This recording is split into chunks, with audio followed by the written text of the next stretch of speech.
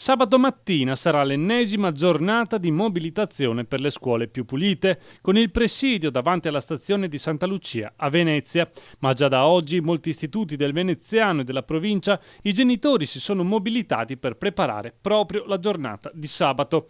Mamme sandwich che distribuiscono volantini sulle condizioni delle scuole, altre a Mira dove la situazione è ancora peggiore con le mascherine contro la polvere, simbolo ormai della situazione in cui versano moltissime aule ed istituti, con la gestione Manutencoop che ha ridotto l'orario di lavoro di addette alle pulizie e guardiania. Assemblee dei comitati genitori che oramai non conoscono più il limite della propria scuola, ma anzi voce unica di una situazione di degrado generale nella quale purtroppo sono costretti a convivere i bambini.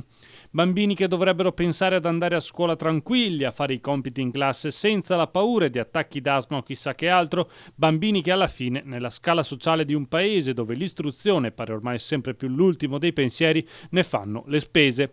Ecco spiegato in breve il fervore dei genitori, delle addette, di chi cerca di tutelare proprio i più piccoli. Flash mob, dunque azioni di protesta, nella speranza che dopo la manifestazione di sabato si possa finalmente cominciare a togliere quel velo ormai pesante di polvere sopra una vicenda impensabile per un paese civile.